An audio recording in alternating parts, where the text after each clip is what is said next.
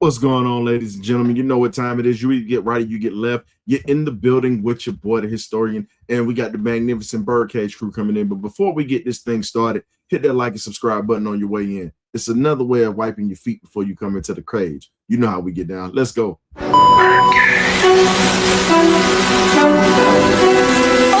y'all, this is it.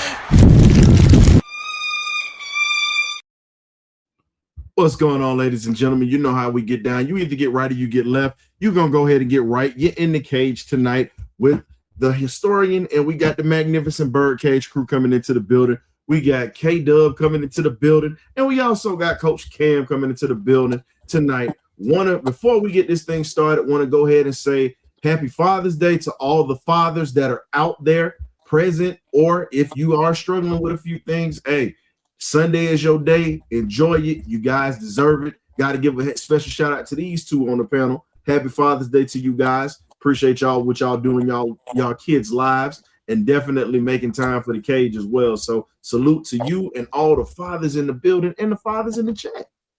And also, likewise to you, brother. Likewise to you. Thank you. Appreciate you. And all the fathers out there, man. We want to send a big shout out, because sometimes we just don't get appreciated enough. So the Birdcage is sending out our condolences and say, look, man, hold your head up, guys. We know how it go. Hey, man, look, we already know today. You know, the sad part about it is it's still gonna be daddies on the grill on their day, or they gonna be out there spending money on their day that they get. So it's just people just gonna still be cashing in on y'all day. So hey, man, let's get this thing right. But shoot, speaking of Father's Day and camping and trips, hey, the Falcons actually are back in camp. Minicamp, that is. Little something. You know, we got a little something. We got the guys out in Flowery Branch, aka the woods, as we would say. It's a little developed now, but it's still out in the sticks. But when we get this thing started talking about the Falcons, and you look at how everything is going, it's not a lot of noise right now. Not a lot of noise. It's just normal. And you're hearing the same things over and over from Kevin Stefanski, pretty much trying to keep a lid on everything. And we're going to go ahead and first get this started. We're going to make a little noise starting this thing off. We got to talk a little bit about the bag, man. Got to talk about who's next in line getting ready to get their money before we get into training camp. We look at some of the folks that are in line. You got Bijan Robinson to start off with at this point. When you look at it, Robinson is clearly going to get a paycheck from Atlanta. The question is, are they going to be waiting until Jahmyr Gibbs gets his money to see how that goes, or are you going to try to lock him up and make it to where you can afford it, or is he going to break bank? I'm going to start with Coach Cam first, because it's been a minute since he's been in the cage. Coach, what you got for that? If I'm Atlanta, I'll lock him up today, because once Jahmyr Gibbs gets paid, it's definitely going to reset the market. So we're talking high 30s a year. If we're being honest about it. So if I'm Atlanta, I'm trying to get that paperwork signed and locked in right now, because if the number I'm thinking that Gibbs is going to get is going to put us in a real tough position. Mm-hmm. Got to give a quick shout out because we got some fellow content creators stepping into the building. We got Christopher Foote from We Talk Hawks TV in the building. Appreciate you coming through. And then we also got ATL Kool-Aid Drinkers. You got to check him out too. He does all content for all Georgia sports. All Georgia sports, literally. So shout out to those guys stepping in, showing a little love tonight. K-Dub, in this sense, when you look at what Bijan brings to the table between he and Jahmyr Gibbs, to me, I feel like those are the two best backs in the league, and then you can put Christian McCaffrey in there. When you look at the money that could possibly be coming, you're talking around the sum of $82 million. And right now, at this point, Bijan is – I think Atlanta wants to make him the highest paid player in the league, which I think he deserves. But how do you feel about Atlanta locking him up early opposed to just waiting to see what Gibbs does? I mean, I agree with Coach Cam. I feel like it needs to be done ASAP, as soon as possible. I mean, because the longer you wait, you let somebody else set the market. So you get a cheaper deal once you do it, then you can set the market, and then Detroit has to go ahead and match or exceed what you have set. So if the Falcons are smart, and I'm hoping that we have Ian Cunningham that is smart, looks smart, but let's see if he is smart and go ahead and get this guy locked up. So this is another test and another hurdle that Ian Cunningham has to go through in this situation, because this is his lane, and he has to stay and keep that course and keep that car on course and not get out of his lane, and go ahead and take care of the things he needs to take care of, rather than later. But that's my opinion on it. The same as Coach Cam was saying. And you know what? I agree with you wholeheartedly when we sit back and we talk about it, because at this point, I don't care about spending the most money on a player at this point. I think we need to just lock them up.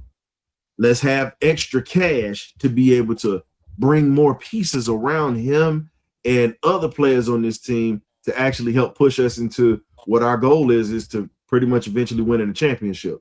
Not just getting to the playoffs. I'm speaking it into existence. The goal is to win a championship. We're not just trying to get to the playoffs, because you never know. You can get hot at a certain time and you can go on a run. But this is a vital piece of what Atlanta needs to go on to a run.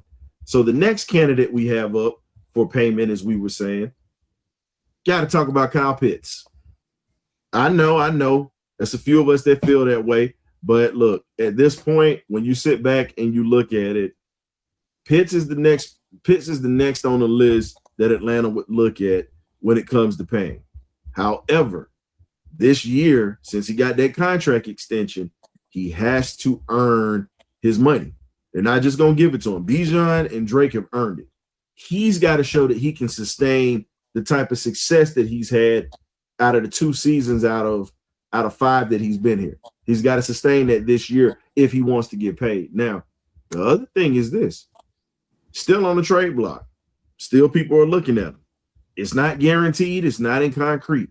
So at this point, I look at it from a standpoint of, okay, let's see if you're going to keep him here, let's see what he brings to the table. Let's see if he can keep that sustained success. But if he doesn't, hey, man, let bygones be bygones. Let somebody else have it, because there's a slew of young, good tight ends coming out.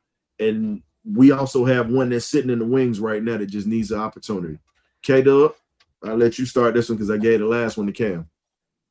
I'm in a Kyle Pitts situation. I said, like I speak about it. I think not last week I wasn't on, but previous weeks, that I just feel like they're going to try to see what they have in him, since he's a tight end dominated offense with Stefanski. They really want to see what he does in this offense. He may be lights out, so they're trying to just give him that grace, and they're going to decide after this season if they're going to give him the long-term money or not. So this is his last season, either with us or without us. So we'll know after this season he's going to get a long-term deal. This just is a little bit of a reprieve for the new organization and the new people they brought in, with Matt Ryan Mm-hmm. and Stefanski and others, and they want to give him one more chance. But I feel like we'll know by at least by the mid year if what we're going to do with Cal Pitts. They just want to see what he does in his offense. He may explode in this offense because he's one of those guys where I've talked about in the past. If you don't get him involved early, he's going to go to sleep and fall away. So you get him involved early, he scored 2-3 touchdowns in a game, man. It'd be hard to get rid of the guy. So we've got to see what kind of thing he puts on tape this year. Does he stay healthy? Is he healthy? Is he extremely effective in his offense? It's a lot of things that the coaching staff wants to see out of him, and we can't say we like because we've seen him in the past, but this coaching staff wants to see him in the present. So we can't say what they want to see, but we got to see what goes on in the season. You have, like you said, a plethora of guys and other options coming out in this particular draft coming up, and we got guys that's on the roster now, like Joshua Simon. So the fire's on his butt, and he's going to have to step up and produce and continue to stay consistent and not have a low season like he's had in the past. He's had a good season, then he had a season where he got hurt and that produced. So, and look, the ball's in his court. Let's see what he does with it. If he's going to dribble or he's going to pass it away like Jalen Johnson did in the playoffs. I'll say this before I pass this to Cam. When you sit back and you look at it, your film is your resume at this point. Your film is your resume. Past habits, and here's the thing, bad habits don't go away. As a football player, they don't. You can correct them, but the bad habits never go away. If you don't play with effort, it shows on that film. And last week, shout out to Winston from the eye test. He came through here last week. And shout out to my guy Red that's in the building. Red from Red and the Rev and Red Show out there doing that thing. But we talked about this last week, and I had to point out a few things. Everybody's like, oh, well, it was bad quarterback play. It was this. No, let's call a spade a spade. We got Jonnu Smith paid. Jonnu Smith got paid and took reps from Kyle Pitts when he came in, had better numbers, and Pitts was healthy. So it's not like he was hurting. Drake got money too off of those same bad quarterbacks. So I'm not saying this for you, but it's a lot of people that I've seen on social media, and it's a lot of people that we've had to, like I said last week, I only took 10 minutes to talk about it, but you got to look at it from that standpoint. If other guys could come in here and produce with the same stuff that you have, and they don't have their numbers called as much as you and have better numbers and actually put up some stuff, it's no excuse. Because Jonnu Smith got his money when he went to Miami. We got him paid. So, Cam, what you got? I'm with you 100%. I'll say this. I'm gonna keep this. I'll try to keep it quick. You had Michael Pruitt, who had the same quarterbacks that Kyle Pitts had. Jonnu Smith had the same quarterbacks Kyle Pitts had. And they both outplayed him and outscored him, and they both got paid when both of them would have been better fits in the system that we currently were running. If you look at Kyle Pitts, he's had 2 and a possible good seasons out of 5. That's roughly 22%. That's an F in every part of the world. That's a failing grade. I said it 2 years ago. We should have moved on from him then. When he showed us he didn't want to be on the field when he wasn't the number one option. When he had to take, reps from behind Drake London because he's the guy now, and then Bijan come on the scene and he's running over everybody and then also taking receptions. So when you look at Kyle Pitts, it's not a talent thing. It's up here in his head. He doesn't trust who he is. It feels like he hasn't learned how to play with his frame. And it's a sad thing to see because when you look at, because we've always fooled, because if you look at it, old boy from Tampa Bay, OJ, he looked the same OJ way. Howard. OJ, you look at him, he looked the same. What happened? He fizzled. Kellen Winslow Jr. looked like a unicorn, but on the field, he fizzled. Yep. Kyle Pitts shows up when he feels he needs to show up. It's not a consistent thing. So for me, we should have been moved him a long time ago at the height of what we could have gotten for him. Now he's damaged goods, in my opinion, because there's too much tape showing that he doesn't give enough effort. He doesn't block well. He still gets blown off the ball in blocking one-on-one situations. What good is he to help this team now? Because we've been shown that there's people who were picked in later rounds, undrafted, who have played better than you with the same level of talent that you had, and they put up stats. What have you done? I give you this, Cam. The one thing that you can't take away from him, if you do put him along the seam, you put him in a situation where he's one-on-one and that's it, in that sense, and I'm not defending him, no way, but he's shown those flashes of where we saw the Mackey Award winner that came out of University of Florida. He's shown it. The Tampa Bay game, we see that he, for some reason, he gets off on Tampa and gets off on Carolina. Now, the Jets game that we can talk about, I got to see it firsthand. There were some plays that you saw, and it's like, oh, dang. And it's different when you look at it in person. It's like, okay, I see it. But then when you see a player or two taking off, it's like, come on, man.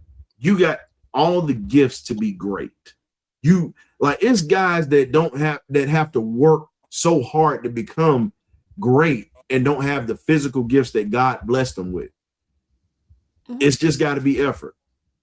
It's just got to be effort. And that was my whole thing last week, because Winston came in and he was speaking on that. And I said, my biggest thing is effort. You can always get better. You can always get better. And all you can do is this, because we gonna move on, because we'll spend all night talking about this. But all I say is this: all you can do is hope at this point that he has a great season if he's here. Now he looks like he's going to be here, but I'm with A1. I'm not believing it until week 1, until I see him on the field. So until then, still trade bait at this point. So we'll see if he would get that type of money of $76 million, which would make him the highest paid. Well, I mean, $78 million would make him the highest paid. And my thing is, if we're going to pay somebody that much money, we got to get consistency and effort. Next. Which makes him the perfect Falcon. He's consistently inconsistent. Oh boy, you know what? I got to give. You know what? Today you just see you stealing my thunder when it comes to that. But you know what? I'm gonna give you my soundbite for this.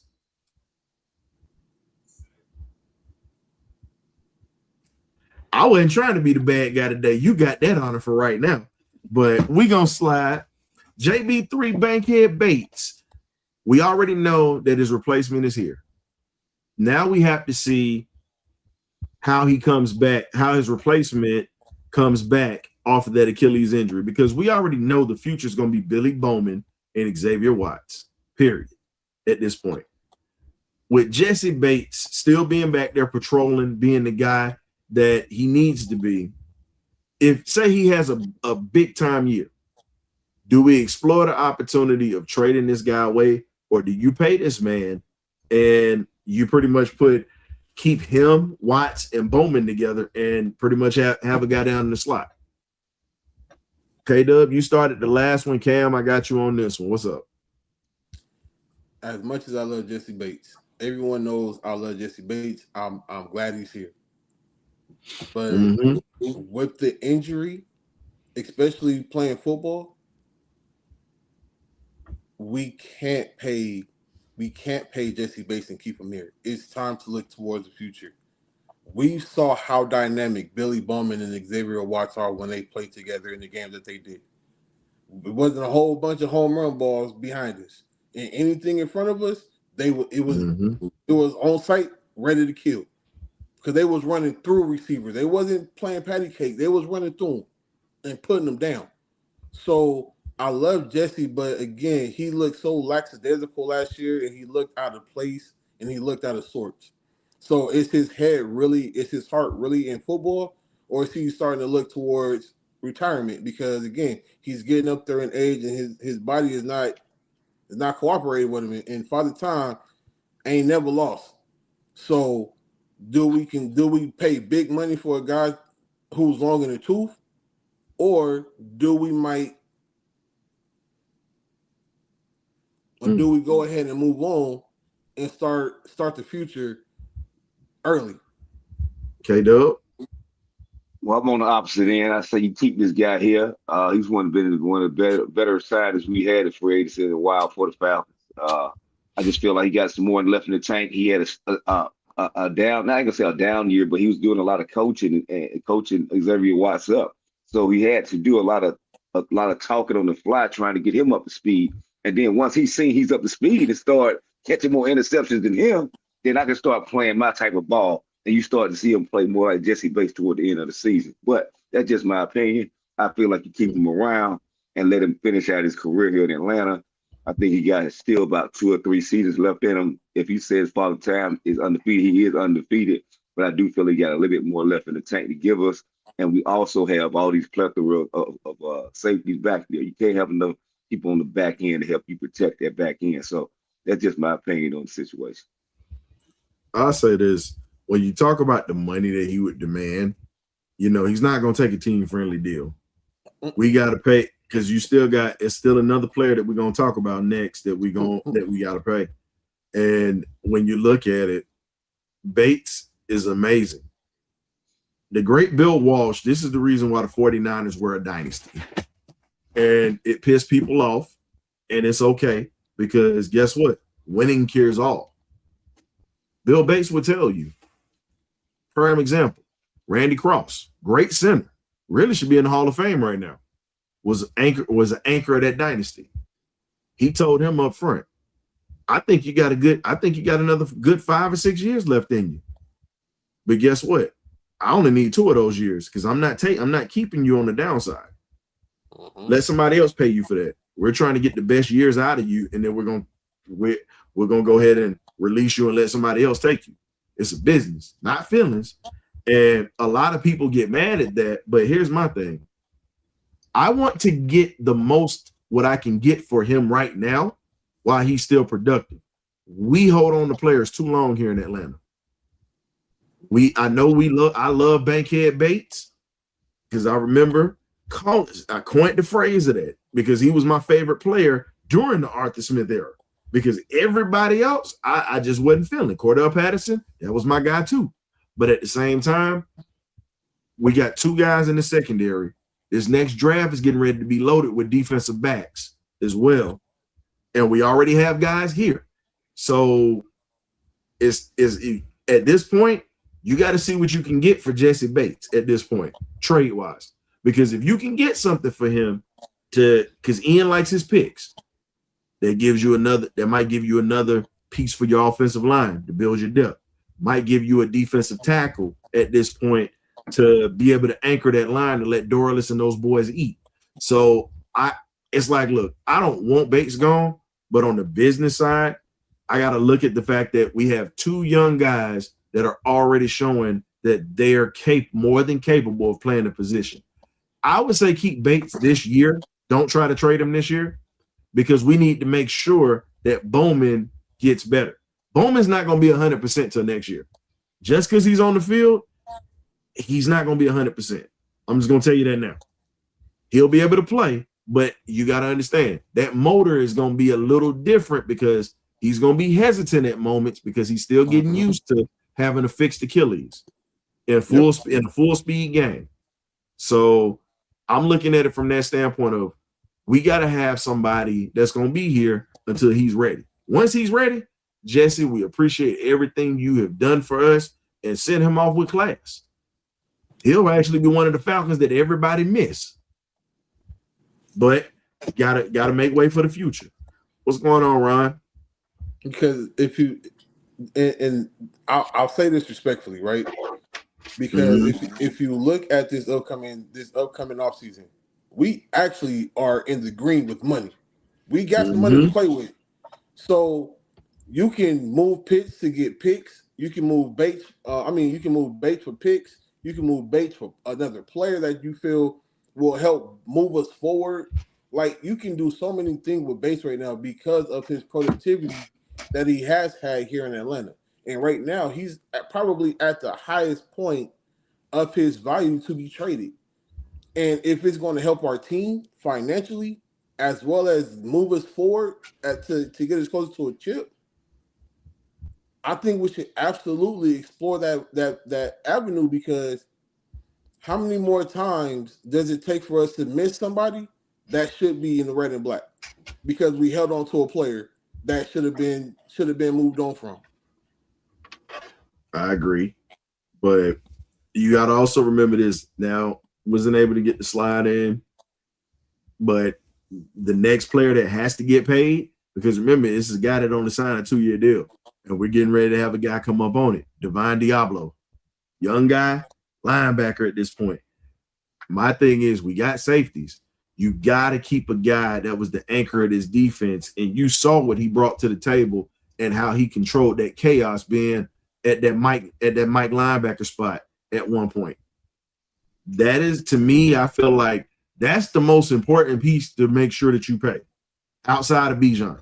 Those are the two most important pieces that you got to pay. If you don't pay Diablo, that's going to be a serious problem. What you got, K-Dub?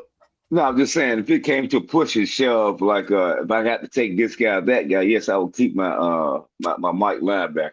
And then the things that you said about us having a plethora of safeties to move on to would be a smart move. I'm going to do the smart move. I'm just saying, if we have enough money to pay Jesse and keep these guys, then I'll try to keep them. But if this comes to, I got to keep Divine Diablo or move on from an older Jesse Bates, I'm going to do the smart decision, build this franchise and the team around it. Just throw that out there. But like you said, when you're in there crunching numbers and trying to pick between this player, that player, even like you said, Kyle Pitts can get moved because he's a high number, and I have other tight ends and other options to go in. So when it comes to the money and crunching the numbers, man, I'm gonna go after what I have to go after to complete and build the best roster I can possible with the money I have. I'm with you on that. And the crazy part about it is, at this point, we have to get in the mindset of this. You have to do what is best for the team at this point. And I'm going to be honest with you. I think we need to draft a linebacker too, because unfortunately we pay Diablo, but we already see that he's had a little bit of an injury map at this point. And I'm going to be honest with you. We starting to get good ties with those boys at the University of Georgia. Yeah. As a kid by the name of Raylan Wilson that we all know very well at that linebacker spot.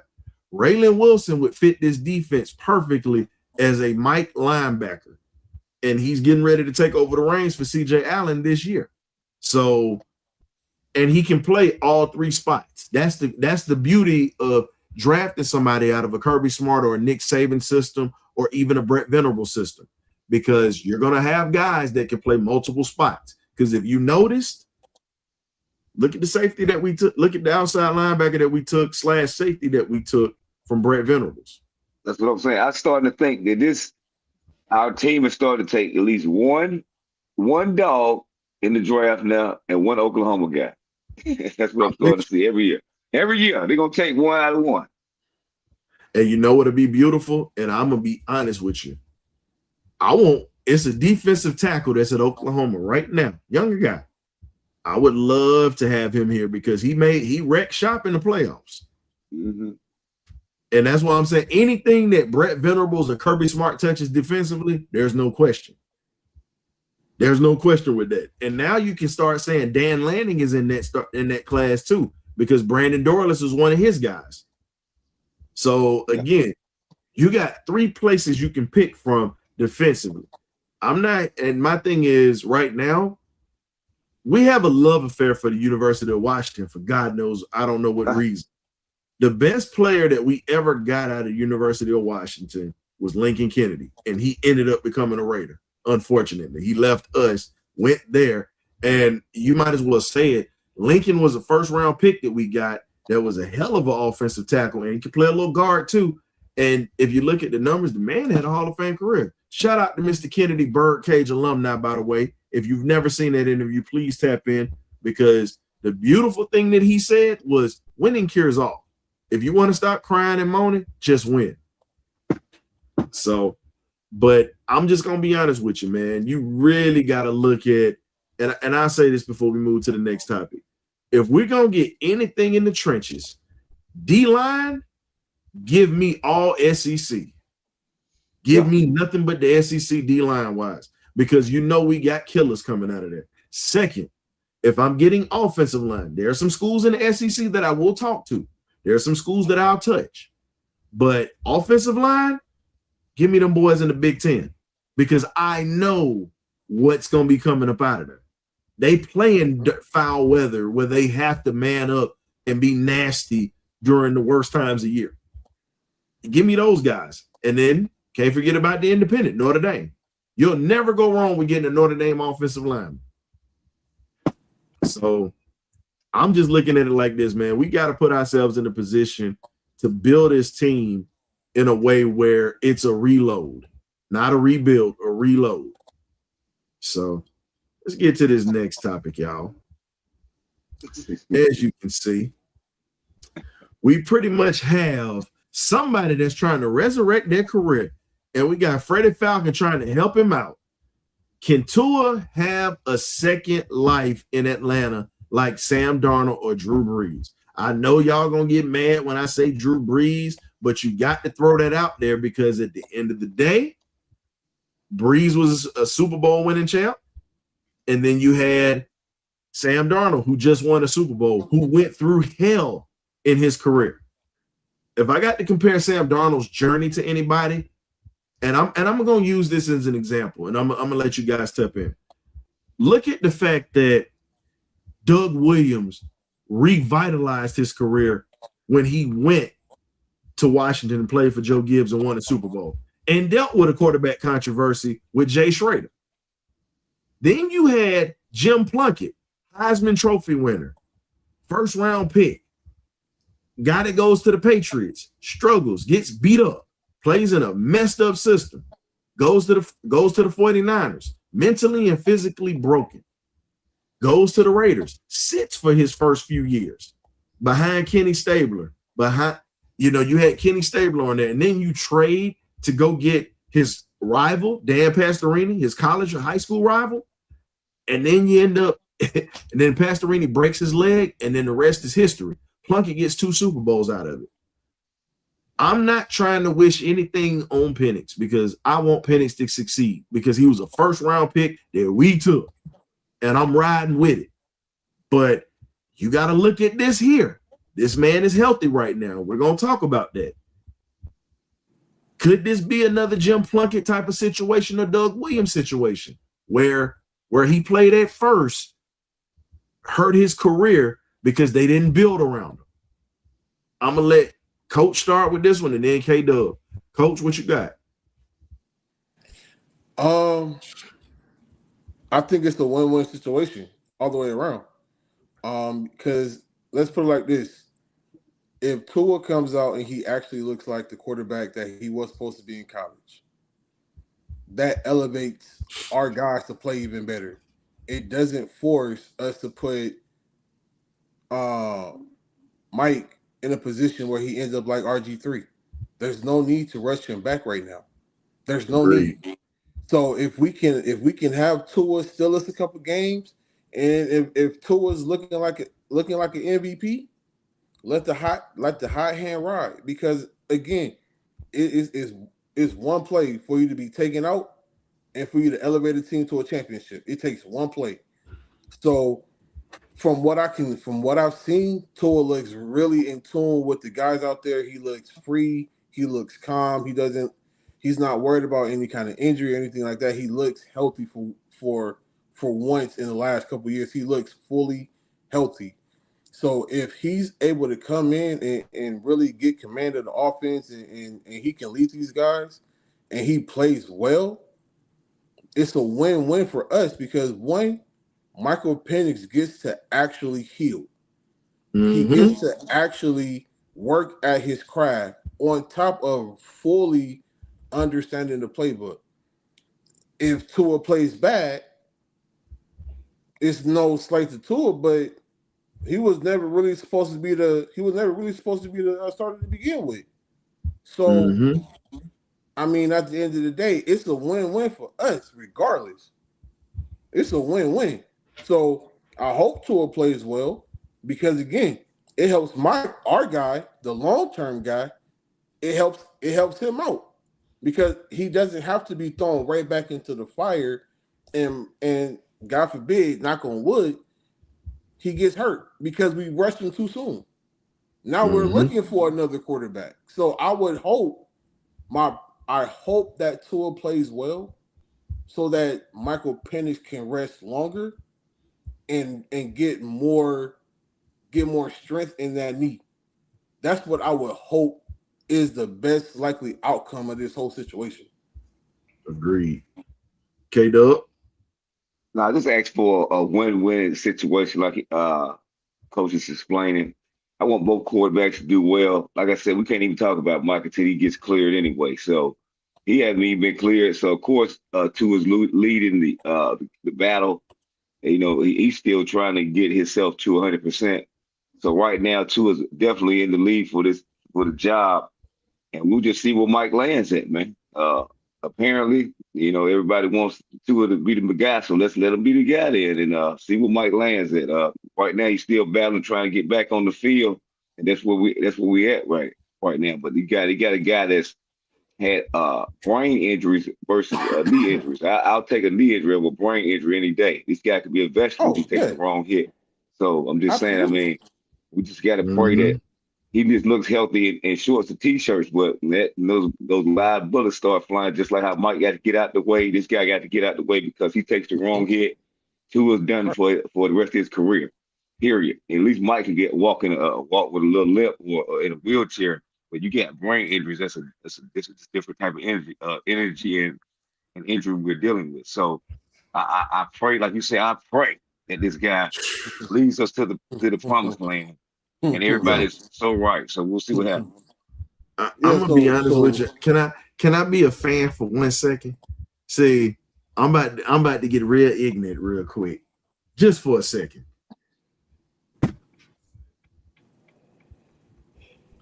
So you know when I become the bad guy, I get to be on some other stuff, as y'all can see. Razor Ramon, my man, is in the back. So you know when I get this screen up, bad things happen to folks.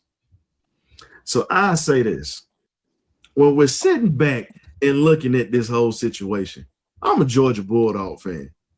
I got to hear about this dude beating us for 2nd and 26. Yeah, we got him on 3rd and Ringo. But I had to hear about this.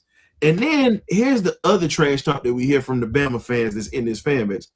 Oh, he's coming back to the scene of the crime to pretty much destroy more and more. That's a painful, painful thought. And to have an Alabama quarterback to win a Super Bowl for you, and you really got to hear that, that's going to be bragging rights forever for them. I need Penix to hurry up and get better because I don't want to hear that. I want him to steal a couple of games, but I need Penix to get back. I get great pleasure out of talking trash to these Bama fans. But if that happened, I'll never be able to say nothing. Well, Bama quarterback won your Super Bowl. You know what? As a Falcons fan, I'll be happy. But as a dog fan, I'll be sicker than the English bulldog, puking in the bag, for real. But you know what? Either way, I'm glad. But I'm going to go ahead and say something that y'all don't want to hear. So here's the bad guy. We got a third string. We got a guy that's battling for this third string spot right now.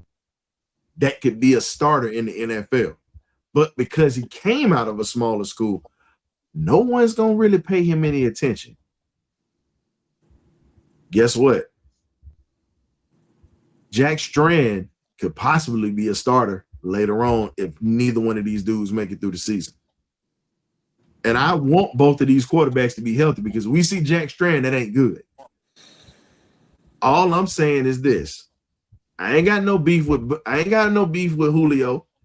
It's the fact that see, you're mentioning Julio.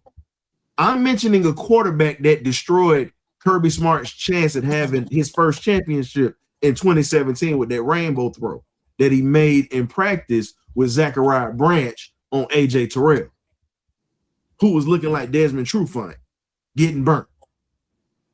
But we ain't gonna get into that. But all I'm saying is at this point, hopefully he stays healthy. But I'm with you, K-Dub. If he can't sustain any hits at this point, yeah, it might be time for him to sit down. It might be time for him to sit down. And I'll say this to K-Dub because I can't speak for other Falcon fans or anything like that. I can speak for me directly, right? Facts, Smitty. Shout out to Smitty, Sports Machine. Smitty Sports Machine, man. They've been doing the damn thing over there. Y'all tap in with those boys. Him and I seen y'all Bob Rathman interview was good, Smitty. And the Terrence Mathis interview, man. Y'all keep doing the damn thing over there, man. Salute, brother. No, so okay. I don't want you to, think that I personally don't want Michael Penix to be the guy. That's you gotta explain yourself to me. No, but I just because there's other fans. There's other fans who might be saying the same thing you're saying, and I don't want it to be, taken out of context or anything like that, right?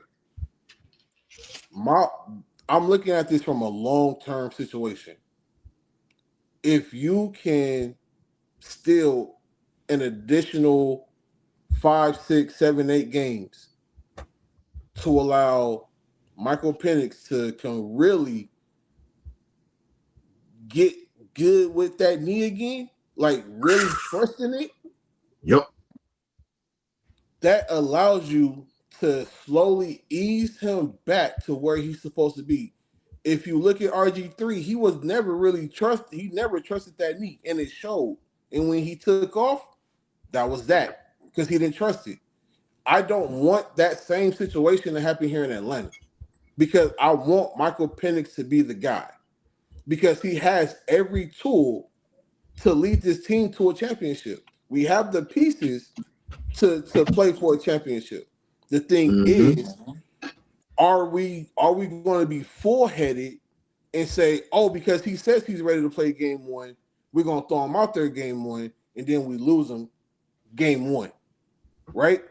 But if Tua somehow plays well, because if you look at it, the offensive line here in Atlanta is 1,000 times better than the one in Miami that he played behind. So if they give him the ability to stand up right, find receivers, because if you look at from what I've seen so far, he's had a great connection with Zachariah Branch, and he's had a really good connection with Kyle Pitts. No, I'm with you. I'm with you, Coach. So, that's why I said that man is not even 100%. So we talk about him, he's not even clear. So I'm just saying we talk about nothing. We talk about spoiled milk here because he's not even 100%. The man ain't even clear. So he can't fight and get on the field. He can't argue to get on the field. He's not been clear. So of course Tua is running thing and let him run it. Let him do what he gonna do. It might come back slowly. That's fine. I'm with you on that. I'm not opposing what you're saying, Coach. What I'm saying is you're correct. Oh, I didn't think about that. If Tua plays, it could be a swap. I forgot about that. Y'all, you sitting there talking about Joey B coming here? Okay, well, yeah, there we go. Then I mean, hey, anything. Hey, look, I want Penix. Now I'm gonna be 100 with you. I want Penix to do well because I feel like he needs to get healthy so he can have a fair shake. And that's where I'm at. That's where I'm at. Just get healthy, man. And the thing is this, man, because I hate to say it. And yeah, I'm going to say it. I'm going to piss some people off, but it is what it is. You might not agree with what I'm going to say. A lot of black quarterbacks are always held to a different standard than other quarterbacks in the league. It's just what it is. And for him, I don't want him to rush back or feel as if he has to rush back because you don't want to put yourself in a spot to where if you can't play here in Atlanta, you can't play anywhere else. I'm all about black quarterbacks playing in the NFL. period. Because again, when you talk about the struggles that a lot of them went through to get here, to have these opportunities for guys like a Penix, Warren Moon, Doug Williams, but you got to give it to James Big Shaq Harris. Him and Jefferson Street Joe Gilliam, who opened the door for all these boys to run through. So the stuff that they had to deal with, these guys don't. So that's why I'm saying, Mike, don't rush back, man. Now, they had to rush back because they dealt with a lot more than you did, and they played through a lot of that. Get your leg right because, again, you got a golden arm. You got a golden arm, a God-given talent to throw that football. Understand this, man. If you don't have a base up under you and if those legs of yours can't hold up, you're not going to be around long. Get them legs strong so you can have a good long career. Because whether you're here in Atlanta or whether you're elsewhere, I want you to succeed because, again, you got the talent to, and you're a hell of a quarterback. I know I'm tough on you with the criticism, but I can actually show that I can support the guy that's wearing this logo. If I can support Kyle Pitts, I can definitely support a guy like this right here that's easy to like. So let's go ahead and get to this next topic, y'all.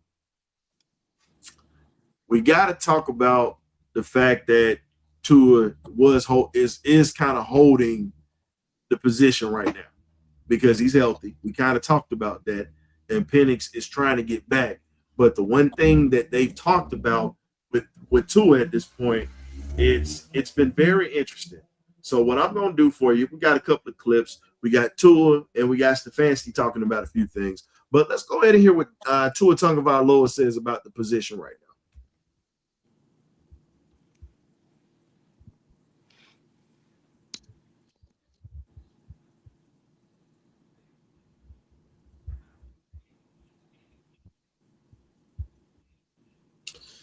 So let's just be honest. Like he said, it's competition. And it's not going to change the relationship with anybody that he has on his team. And that's including Michael Penix Jr., that's including these teammates. Right now, Tua's earning the locker room respect, but they got to see what it's like to go with him in battle. Because Michael Penix has already been battle tested with these guys. Hasn't really had the success as we would like for him to have. But the one thing that this locker room understands is this guy has gone through wars with him, even though he's lost a lot of them. Now, the question is this. Can Tua win over this locker room? Because, okay, you got the job for right now because you got one guy that's still healing. But can you earn the trust of these guys in this locker room? K-Dub, I'm going to let you start, and then Coach Kent. I mean, like you said, the only time could, have him win the locker room over. I think he can do it because if you're out there and you're practicing and he's the only guy that's actually putting in work, Mike's still just making 7-on-7 throws and not being able to, be full contact. I mean, you got to ride with the guys in the foxhole. I mean, I love Penix to death, but like I said, the main thing with him is we can keep bringing his name up until he gets clear. You won't see me beat my chest for Mike right now. He has to get 100%, not just out there trying to make throws and listen in and plays and stuff like that. You got to be ready to go, man. He knows how football is. Football, you can't play at half speed. You got to play full speed. So until he gets cleared by our medical staff, and our medical staff is tough because that what's the name was from Georgia. Walker was topping at the bit to get on the field. They would not clear him. So they're not going to just clear him because he's Michael Penix. They're going to make sure he's 110% and ready to go to get out there. So until he's that, we can keep going about this battle. It's not a battle. They already said it's not a battle. The battle doesn't start until this guy is 100%. Right now, Tua is just starting because he's the only one that's 100% and not taking any hits right now. So I won't get into the debate about that. Right now, I want Tua to be successful. And just like Coach Cam was saying, be able to even go into the season, especially if Mike is not cleared, and give us 3-4 games or whatever until he gets up to speed. And I feel like he's learning the playbook. Mike is a very smart guy, and I think he's doing everything, taking the right notes, and in the classroom, doing everything he can in the classroom to learn the playbook. You can learn the playbook without being out there taking every rep. If you're just that smart and take outstanding notes. So I think he'll have the offense. It's just getting that clear and being able to take contact, be able to move around in that pocket when that pass rush and those bullets are flying. So until then, we'll see what happens. Right now, I want Tua to be successful because we brought him in, and he's a guy that has a lot of experience in this NFL. He's been in the NFL and had success, so we want him to have success. The Jack Strand, which you were talking about earlier, I would like for him to be successful too, because those guys continue to get hurt or get banged up, which you can do in this NFL because we had both quarterbacks hurt in the past with Kirk Cousins and Mike. You got to have a Jack Strand or somebody in that third spot that can come in and sling it, because we've seen it also when we had Mariota and 1,000 other quarterbacks came in the past. So Jack Strand, you better be ready out of the small school you came out of, because you might just get an opportunity in this tough NFL. So we'll see what happens. Exactly.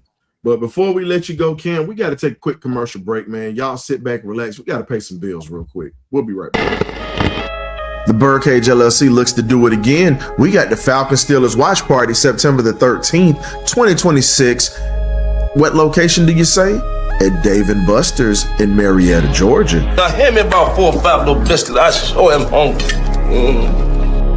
On the game day menu, there will be sliders, wings, fries, bottomless non-alcoholic drinks, but we also have a cash bar for those who want to get their drink on, and also we have a full-fledged menu with waiters and waitresses that are going to take your orders. Also, we have on the ones and twos DJ Swats in the building. We're going to have former ball players to come through to the party. Your ticket also registers you for a raffle giveaway. Hey, we got to hit this thing hard like we hit the Saints.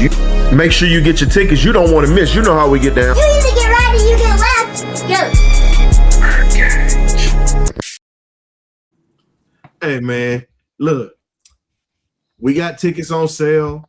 Like I said, the last weeks that we're going to have tickets on sale is going to be all pretty much in August. We're getting ready to collect from our VIPs that we've already sent out to. Look, VIPs, y'all have really 2 weeks left, because after the 31st is first come, first serve. But we still not stopping ticket sales, but we're holding tickets for those who are the VIPs that have been invited. But hey, it's a business, just like these Falcons right now. We got to get to it. So, you know, my favorite part of that commercial, outside of hearing the little one in the back trying to steal money out my pocket because she wanted to be on, talking trash about them Saints. You know, like I said, we got to hit this party harder than we hit the Saints. And the hell with y'all bagheads, by the way. I'm standing on that. So we got some Saints fans in here. Y'all are trash. And I say that so disrespectfully. Yeah, man. Hey, Cam, so talking about this quarterback battle, getting back to it before we get into our next couple of topics, what else do you have for this, man? I ain't got nothing for it. Until we can see a healthy Michael Penix out there and a healthy Tua going throw and things like that, it's not really a battle. But for right now, pretty much like both of you have already said, the best thing that we can hope for is that Tua is accepted by these guys, and he finds his footing. And he plays well. That's really the only thing we can truly hope for at this point, because again, Mike is not going to be right till, I want to say, week 6, week 7, maybe. If you're being completely honest with letting him get back to running and being at full contact, I would say week 6, week 7. So hopefully if Tua can just ride that wave and, play decent ball where he's not making turnovers, like I said, it only benefits us as a team, because we're not rushing our future guy back to the forefront. That's a win-win across the board. I don't care how you slice it. If you can provide your main guy, the guy, with additional time to heal up and get that knee completely strengthened the way that he feels he needs it to be, it's a win-win. It's a win-win. So moving on to the next topic. Appreciate you on that. While we're moving on to the next topic, rest in peace to Alden Smith. So young, man, passed away. Got to pray for the young man and his family. That was unexpected, man. A lot of these players, it's just a lot of college players, A lot of these guys aren't even 40 yet, and they're dying left and right. Now, let's go ahead and get to it. The next thing we got in line, Falcons and Ravens rumors starting to surround Lamar Jackson coming to Atlanta. We're going to make this one short and sweet. Even though we have a couple of things that are up here, we would have to give up a boatload to get this man. 2 first-round picks and a 3rd-round pick for 2028. I understand that he's an MVP quarterback, but here's my problem I got with Lamar. He's had opportunities to win in the postseason. And guess what? He fell off. He fell off the cabbage wagon a couple of times. Some of those are on him. Not all on the guys around him. Some of those are on him because his defense is giving him opportunities to try to win ball games. So I'm at that point now, fellas, where I'm looking at this man sideways at this point like, hey, you're a 2-time MVP. You know, one of the youngest in the league. And you've had experience in the postseason. You got a Derrick Henry in that backfield. But the issue is this. How the hell are you going to sit there and not get the job done when they've provided you with tools? And now they drafted some wide receivers too. So now he really doesn't have an excuse. I'm not giving up this much to bring him here. I'm sorry. No, that's a lot, That's man. too much. That's a lot. I just don't see Ian Cunningham making that deal. He loves picks too much to give up that. It just don't fit his MO. So even if it was for a former MVP, I just don't see him pulling the trigger. I see him pulling the trigger to get that many picks back on the player, but not to give up that many picks. Four people. Yeah, 4 people. Four people. That's Michael Penix Jr. and 3 picks, 2 first-round picks, 1 in 27, 1 in 28, and the other one would be in the 3rd-round pick in 27. I'm not giving up. Listen, I'm not giving up the booty to Baltimore. Y'all can say which, and here's the thing, and I'm not talking about booty that you got on your rear end, your posterior. No, when we say booty, it is a pirate term. It's talking about treasure. So if you are nautical in here, you understand what that means. Now, for my Atlanta folks, when you say the booty club, you know what I'm talking about. We not giving up all these picks like it's a piece of street booty. Now that right there is a term that I'm saying. Now that's not treasure related, because Baltimore will be getting all of it if they got all that. But moving on. Welcome, Graybeard. It's better late than never, my Good brother. to see you. We know that Atlanta traffic and the weather out there is not cooperating. Good to see you there, brother. Man, I just Hey, what did you call? Wait a minute, Cam. What did you call this man? Captain Velcro. Man, go ahead, bro. I just drove through a tropical depression, man. Give me some slack. But yeah, what's going on, man? How y'all doing? Hey, man, you say you drove through a tropical depression. You know what you did? That's what you made it look like. You made it look easy. Hey, glory to the all favorite. But oh man, just a little quick. Anybody who want Lamar Jackson, man, only way you're gonna get Lamar Jackson on Madden 28. Ain't happening, bro. No. Hey, if you want Lamar Jackson, this is what you can do. That's what you can do.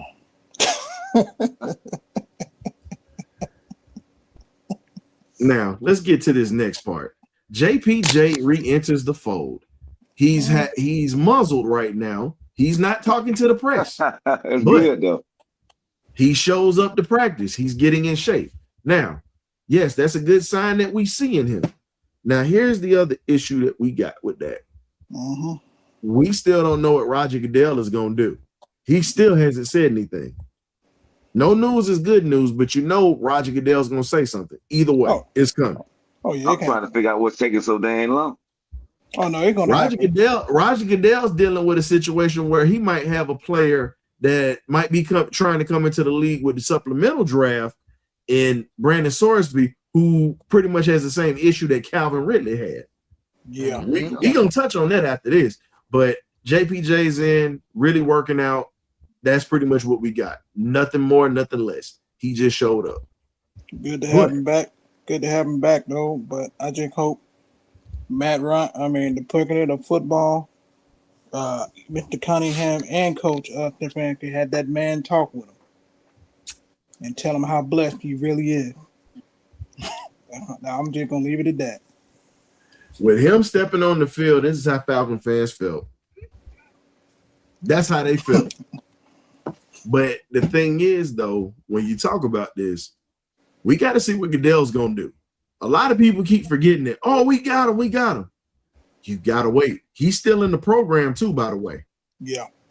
He's still in that program. So he's got to get through that program first. I'm not counting my chicken. I'm not counting the chickens before these eggs hatch. Country as it is, but you really can't. I'm glad to see him back. I feel like the man down here, man. Them classes not hard. Trust me. No, it's not. I'm not saying that the classes are hard, but it's the fact that he still got to go through with it, and he can't get in no trouble. I understand. He really can't get in no kind of trouble. That microscope is so big right now. His camp has really drilled into his head. That's why it's smart that they don't have him talk to the media. We get caught up in some kind of you know how the media get you. The media can spin stuff so fast, so it's smart that they don't have to talk to the media. But I'm sure his camp and his lawyers and everybody that's entailed in his camp is, hey, look, man, this is your only chance, and the only chance.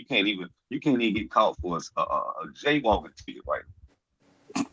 You don't want to put yourself in that position to where you're gonna give up the draws and really screw up your career. You already then got pulled. You already then got pulled out of the fight. We already know that you got some people above, and I ain't talking about the good Lord, but the good Lord had his hand on you, but you also were provided some resources from the good Lord that was able to pull you up out of that. I got 6 to 8 games. Some people say 4 to 6, but I say 6 to 8.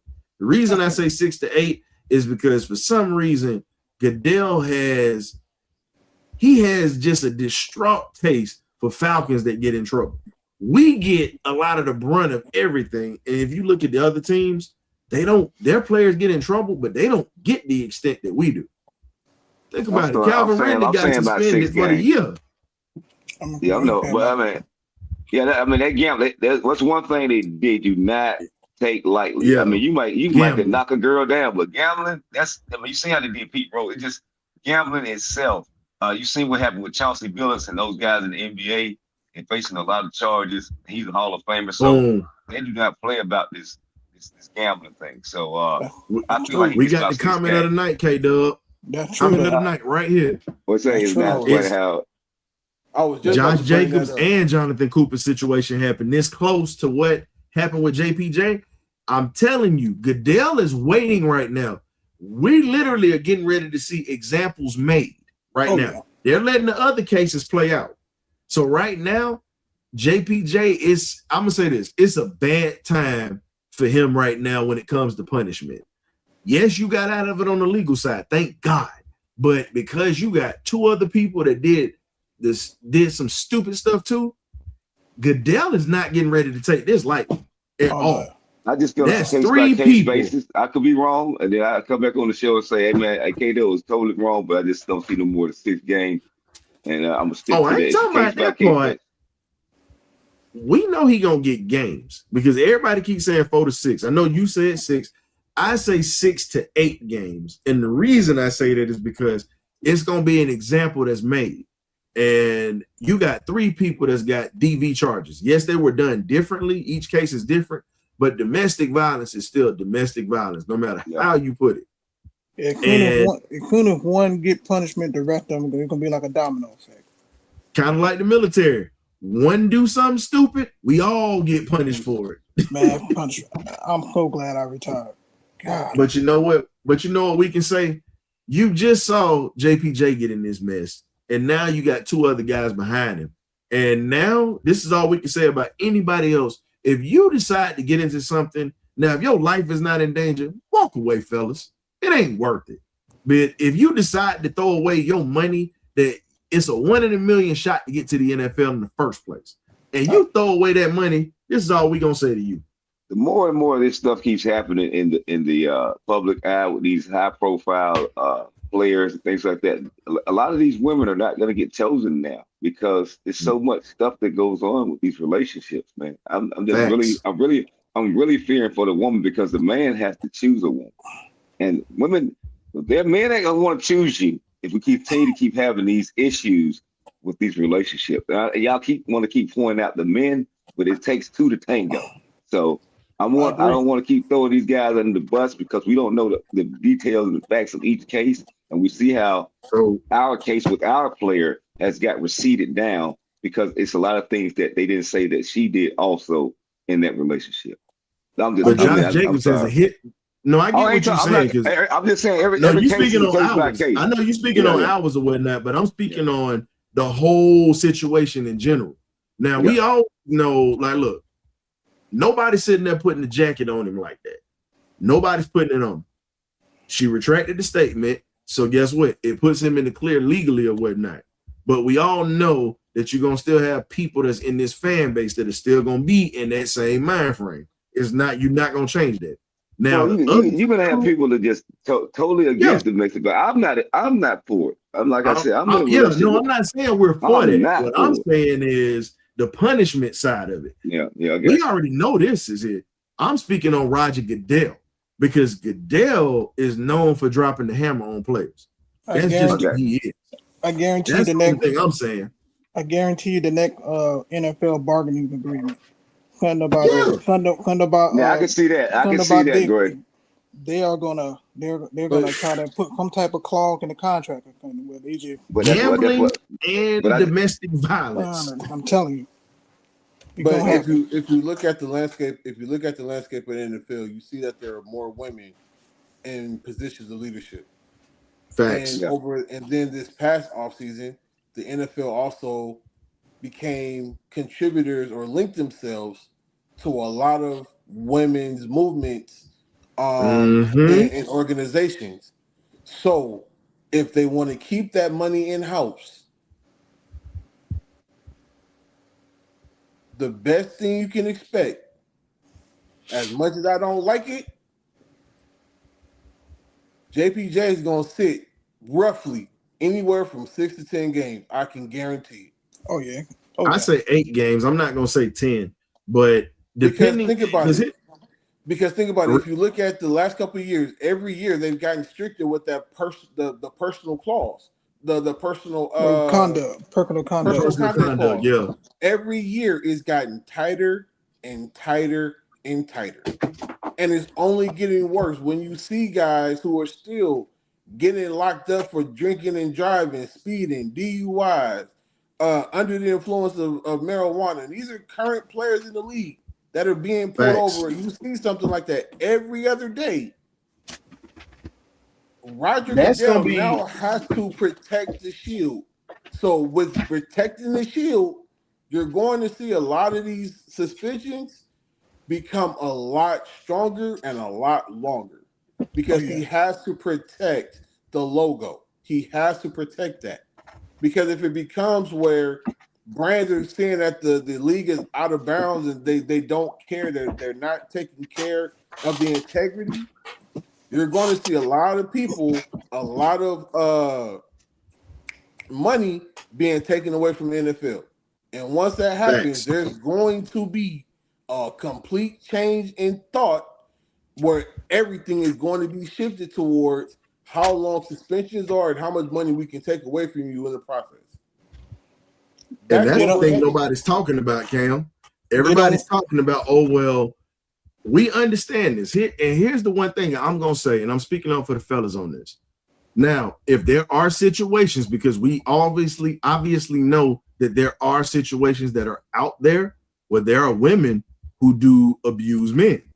It doesn't come. A lot of people don't believe it, but yeah, it's true. Well, I've seen it. Physical abuse out there. I've seen it.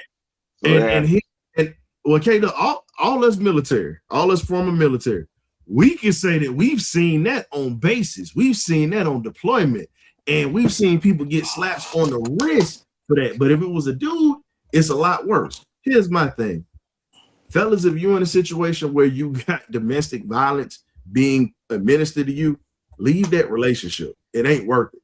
No, we always do advocate for the ladies on here, But we getting ready Let to me say the same thing to the advocate. ladies. If he beating your behind, If he leave beating him. your And ass, then get out. in the same way, if she beating your behind, leave. But it's their Thank you. relationship. They're like you and your relationship. You can't tell Toxic. nobody what you can't tell nobody who to love. If they get slapped around, they love it. Let them keep getting slapped around. But here's the thing, though. It's the one. I'm not talking about the ones Some of them don't feel. Some of them don't even feel love unless they get slapped around. I've seen that too. It's a weird dynamic. I'm not talking about those. I'm not talking about the dumb ones like we're sitting here saying, bro. I ain't speaking on that. I'm speaking on the ones that are afraid I gotta to get throw out everything of out there, though. I understand what you're saying, but I gotta throw it all out there.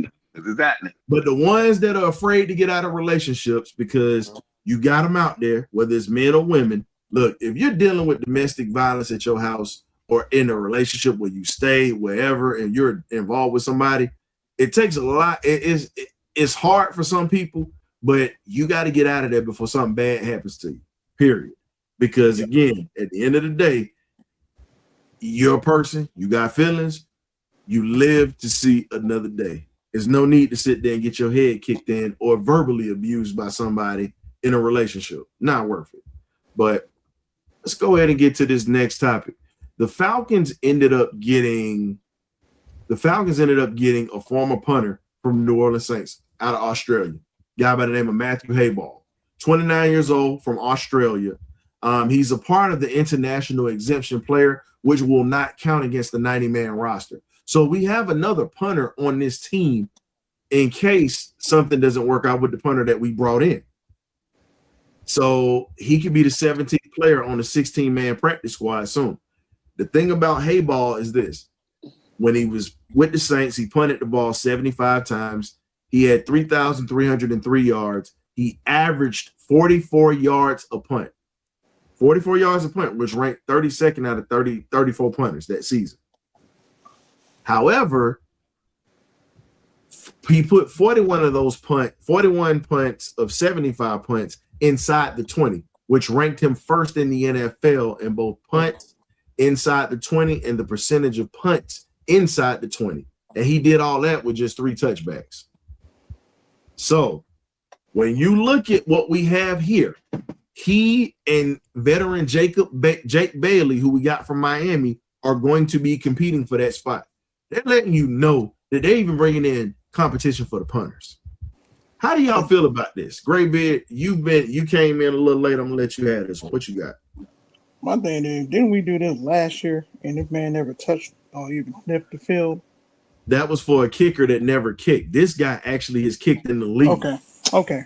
That was the stats that I was reading off from Hayball. That was what I was reading off. Okay. Yeah, those are his stats. Hey, hold up. Did you dye your beard? Black beard Oh, TV. Lord, really, I'm trying to get into my colloquy, and you gonna really? Hold up. Hey, Black beard TV. Really? hey, it's there. It's not way. It threw me off. It been there for the past 35 minutes. 35 minutes. I'm just saying. This man took Crayola to his face, yo. That's crazy. You should try it sometime, sir. I'm sorry. Go ahead. I'm sorry. Go ahead. My bad.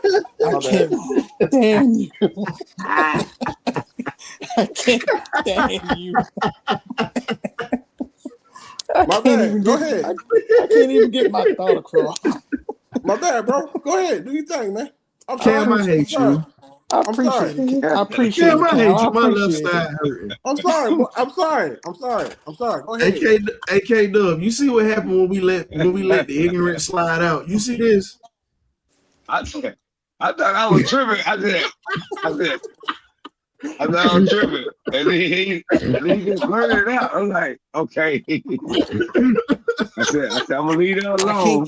I can't change up. I thought he gonna can't change up. I thought he was gonna put Black Beard TV down now. Cam, I hate you because you got me crying. I hate you, Cam. It's not my fault, man. Yeah, it is. I'm just observing, and I saw it, so I felt it was the right time to ask the question. I'm sorry. You could have did this when I first got it. I'm weak. Oh, my left side hurt. You did it. Cam, shut up. My left side hurt, fool. Stop. That was a mistake, brother.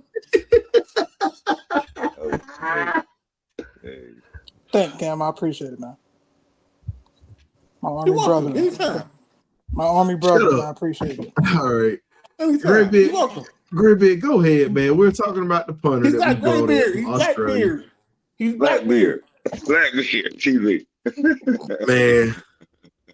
Look, man, I'm gonna keep No it, man. They're going to compete. We love you, Death man. man win. Next topic. We love you. They're going you, Blackbeard. We're going to That's compete. You did it to yourself, brother. You did it to yourself. They're going to You did it to compete. yourself. May the best man win. Next topic. Next topic. Next topic. So, all right. Here's the other thing that we got to talk about. Both of y'all. The Atlanta Falcons. I didn't say nothing. No, I'm talking about K-Dub over there. The Atlanta Falcons have cut Casey Washington. Thank God. And they have brought in 3 new players. So I'm going to give you the players that they've cut. Casey Washington was cut. Elijah Garcia was cut. CJ Nunley IV was cut. What has been brought in? You have Antoine Wells Jr., Devontae Maxwell, who's the defensive tackle, and Keyshawn Banks, who's the defensive end. Antoine Wells Jr. is a wide receiver. So with Casey Washington being cut, Chris Blair has a chance to do a little something right now. Did we bring in a receiver today from the Yeah, we just CFL? Keyshawn Banks. Yeah, it was Keyshawn Banks that we brought in. That's the receiver. But I thought it was another guy. Was it Wales or something? that's who it is.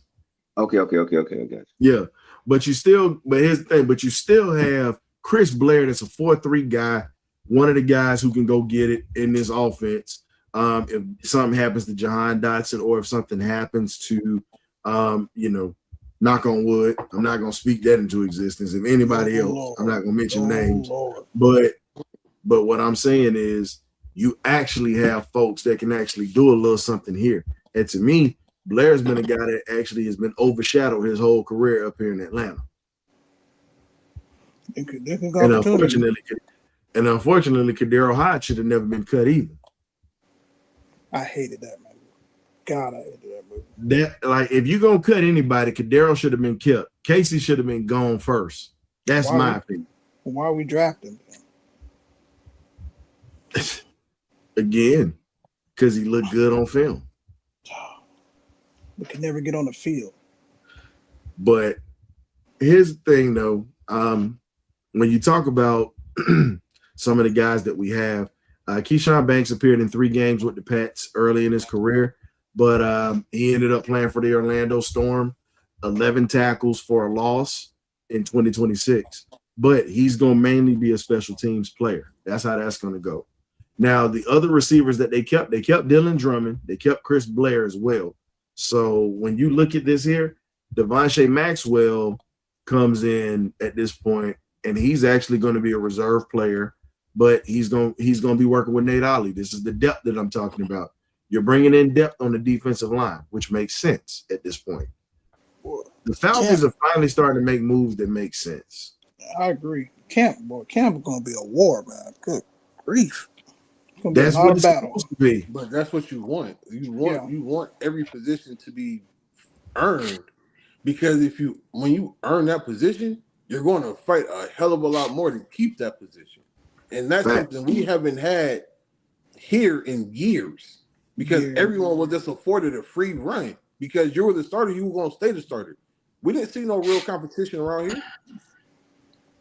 No, and let's not talk about Matt Ryan, who was gifted a starting quarterback position.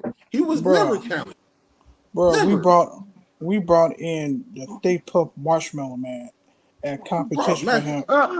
You brought in Matt Shaw, bro, to be tell me one legitimate quarterback we brought in here to challenge Matt Ryan at his prime, at his peak. The Stay Puft Marshmallow Man. Can we be honest?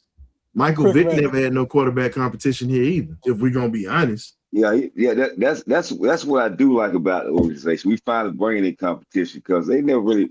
Matt Shaw wasn't competing against Matt. Are you kidding me? See how But that's what I'm saying. There's never really been at any position a legitimate battle to determine who's going to be the one, the two, the nickel, the starting wide receiver, or whoever. There's never been a legitimate 1A, 1B type competition in this building for years.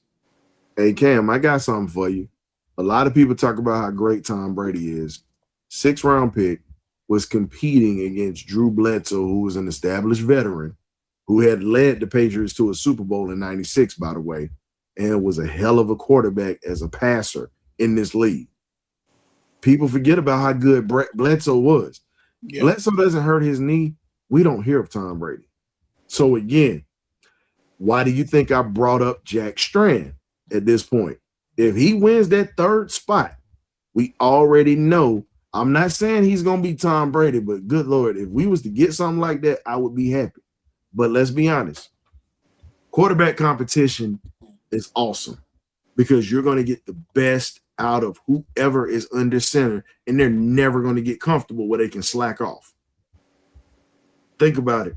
If I'm going to say it like this. If Joe Montana can have competition behind him with Steve Young, if Terry Bradshaw can have competition behind him with Jefferson Street Joe Gilliam, well, truthfully, he wasn't behind him. Terry was behind Joe. But we know how that played out, unfortunately. Yep. Hall of Fame quarterbacks can have competition. These 2 quarterbacks can have competition. I'm standing on that. We need the best 22 people. Just think about it. 11 on 11. One injury changed the fate of Kurt Warner. One injury changed the fate of that.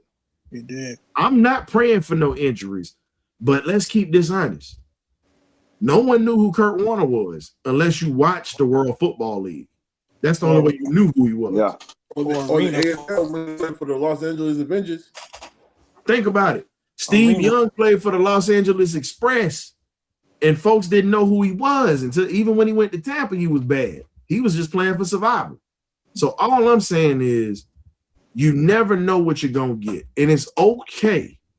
It's okay for quarterbacks to come in here and ball.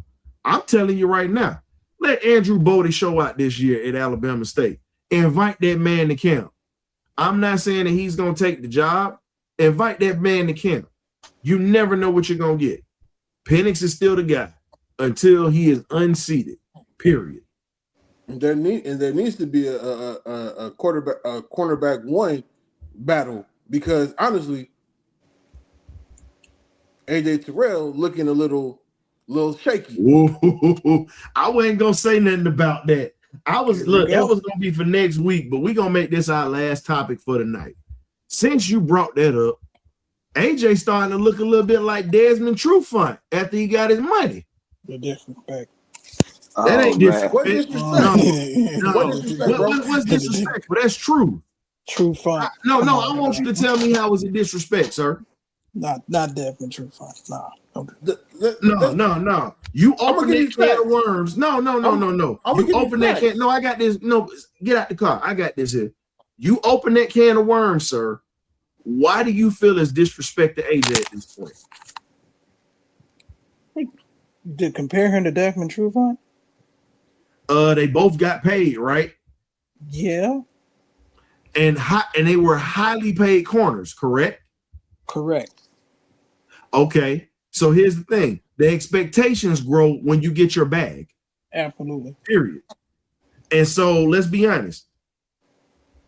AJ been up and down his whole career. Everybody don't want to hear it, but it's the truth.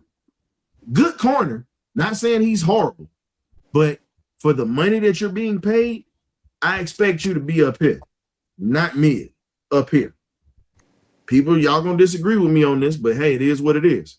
Kobe Bryant came in as an undrafted free agent and took a job. He did. That's why I'm saying y'all can't sit here and just say, oh, well, Avion's going to get the job. Okay. AJ's going to get the job because he's been here for the longest. but let him slip and get burnt in the secondary like he was doing against Brent, like he's been doing against Branch in training camp. It's enough. I just believe if Branch was a steal, he's gonna do a lot of people like that in the NFL. So but it's not just him, but K-Dub, it's not just him. Anytime he's against an elite receiver, he get cooked. I'm gonna stay away from that. I'm gonna let y'all throw him under the bus and run him over with a 18 wheeler, but K-Dub gonna stay away from it like I ain't throwing him under the bus. Look, I can't throw him under the bus. No, wait a minute. I can't throw him under the bus when you got a DK. No, I can't throw him under the bus when you got a DK Metcalf grabbing him by the shoulder pads with one hand and pushing him out the way. I seen all that. I seen everything. I done seen him. I call a spade a spade. I'm fine with it. I know. Saying that good or bad. I'm just gonna stay away from it. I know, but I'm not, because look, being a former defensive back, damn it, I'm talking about it. Because it's a shame that you got talent like that and you get done the way that you get done. And you were a first round pick and you got good money to be a top guy. Now, you have been playing well. You've improved. But let's be honest. You got to get better against the guys that are the top dogs in the league. I'm sorry. I mean, he does have to play more consistent, but I mean, he also, that man does make plays, so you act like he don't make no plays. That's how. Did you hear me say that he didn't make plays? I said he. No, I said I understand what you're saying in the story. I'm saying how it comes off as I'm listening to it. I understand the man gets burnt. He gets burnt. He makes. If he didn't make more plays than he did make plays, they would have never paid him. That's what I'm trying to get at. But here's the thing: the last regime paid him. It wasn't this regime. It was the last regime that paid him, and we see how that went. I'm not saying he's a bad. These numbers across the league,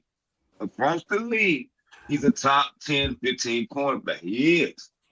So here's the funny part. Now you saying that or whatnot, because we all know that numbers can be fugazi. We all know. I'm just saying, the numbers can be twisted, and we know that. But I'm just telling you the fact. What up, Cam? So these are the stats, factual stats.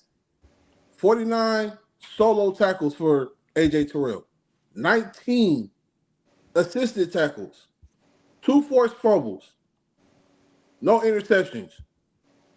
But who was you want to see the interception? You want to see the interception? No.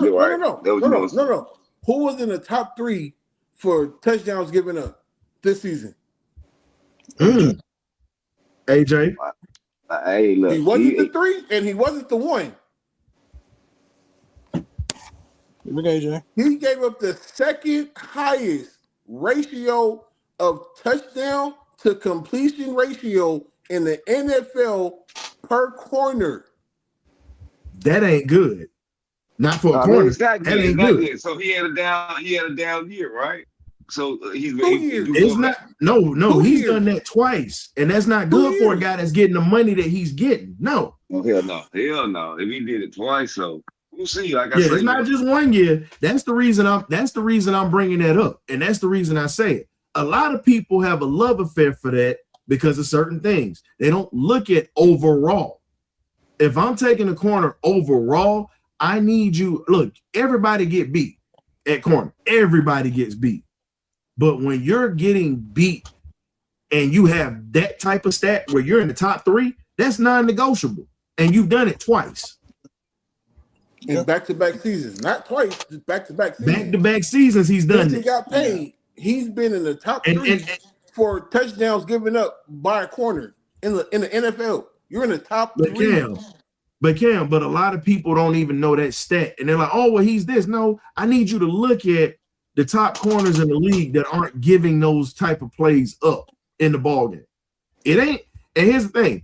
It's not me coming off as saying that he's horrible, because he can improve. But for you to get that type of money at that spot, you should be playing a hell of a lot better than that. That's non-negotiable right there. Who's in the top 5 for defensive penalty yards? Who's in the top 5? Maybe they keep him because of his Walter Payton Man of the Year. I don't damn know. They keep him for some reason. Cam, please get the list. Cam, get a list.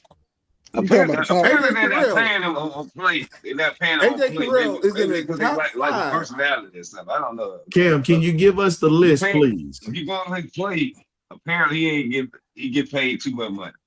AJ Terrell.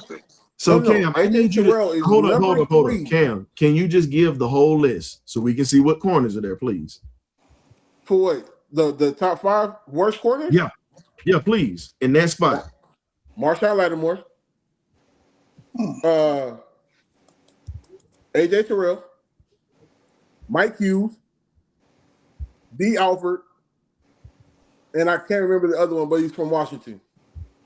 Oh, yeah, I know you're talking about. Yeah. So when you look at that, because you got to remember this, yes, we had a hell of a pass rush. Yes, we had all of that.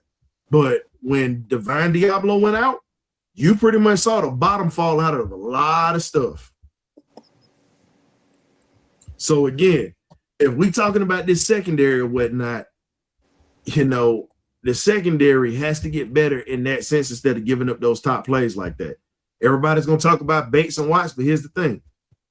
You got to look at the fact that corners are supposed to keep that stuff on the outside. Safeties are extra help in the last line of defense.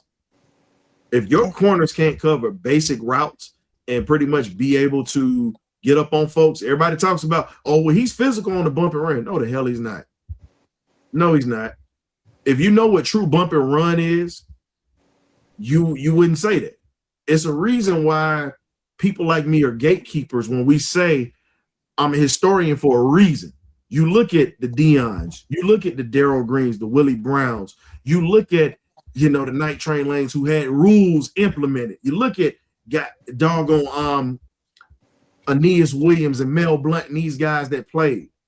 Many corners are physical, playing bump and run.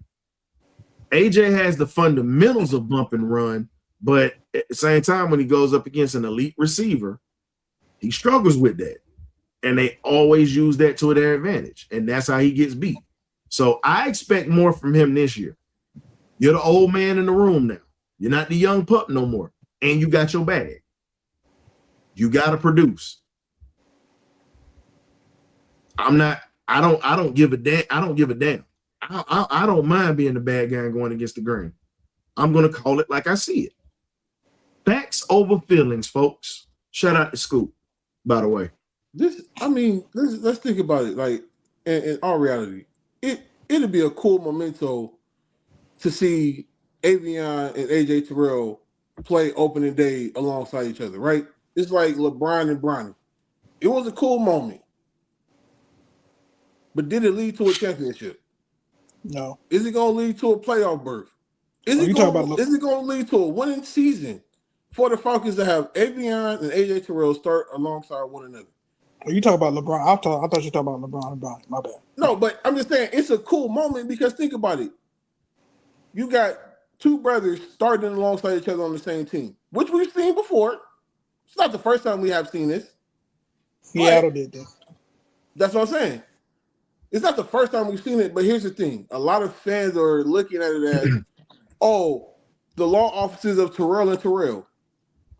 That's cool. It's a cool nickname. But will it produce on the field long term? Is it going to provide us wins and a championship? And you're skipping over a championship. Cam, and you're skipping over a guy that's hungry as hell. Think about that. Kobe Bryant don't have nothing to lose. He was an undrafted free agent that came in and he gave Mike Evans work last year, a future Hall of Famer. Gave him work. And let's be honest, when you talk about AJ Terrell in that sense, AJ struggles with Mike Evans. And that was a guy that was a rookie that came in and gave Mike Evans hell. So again, is he worth this money that we paying him? Need folks to be out their feelings and talk about the facts, because you got Kobe Bryant, a rookie. He went through hell when he first started. He went through hell in that game and he adjusted. Got to see more. But man, we definitely appreciate y'all for tapping in tonight. And once again, happy Father's Day to all the fathers out there. But you know what? We got to say thank you to our New Orleans Saint children because we are your daddies. We have swept you. We own the series. And guess what? We pulling out the brooms and the belts again. We going to treat you like Joe Jackson. Shut up, Joseph. Not Joe. God. We going to treat you like Joe Jackson coming up, like how he did the Jackson 5. We going to make you famous, but it's going to be in the wrong way. See, it's shout out to my guy Izzy. He's a fellow podcast. He's a New Orleans Saint fan. See, they like to throw jabs at the Falcons. I've been on there. Definitely. If you want a good laugh or whatnot, Izzy and them, they do their thing. They talk football, but they also have very heated debates. They can be X-rated at times. So if you like spicy language where it's spicy like gumbo, as they like to say, hey, go ahead and go on over there. Tap into him, man. That's my guy. He actually does promote the show, so we appreciate you. But we're going to put our foot in your be cool. I shouldn't be quoting Michael Tyler. Let me stop. He just got locked up. He just got locked up for over double-digit years. Let me shut up. Yeah, I wonder when you quoted him around that. I wasn't thinking. I had a moment. Whew. I had a moment. I'm sorry. Long day today, fella. I had a moment that I forgot my fundamentals like AJ Terrell at that corner spot. But it is what it is. Another jab to the mid-catch. I'm fine with it. Another jab to the mid-catch. Hey, man, hopefully he hears that and it actually makes something better because I don't mind you saying, well, I did this right. Yep. Thank God. That's what you're supposed to do. It's your job. Man, AJ gonna ball out, man. Why you got your beard black, bro? Man, shut up. You can't made you do that all your life, man. Look. What made you do that? Because I wanted to. But why? And that's the bottom line. Cooking my life. But why? Why you keep acting? You look like a bowling ball, bro. I ain't that black. Shut up. Hey, man, look. Y'all be blessed. We not finna do this tonight because y'all will be in here snapping at each other for the next 20 minutes. Me and K-Dub got to get up early in the morning or whatnot. So, well, apparently you, because you snapping with him. Keep talking about my beard. Hey, man, you know what? You might as well enjoy it. Enjoy the die or whatnot, but hopefully it'll be great when you come back. Oh, yeah, it's going to be great when I get back. Hey, man, shout out to Monte Carlo, man, our guy. He definitely taps in throughout the season. He does his thing. He does something on the real. Hey, Monte Carlo came out of the sky with that one.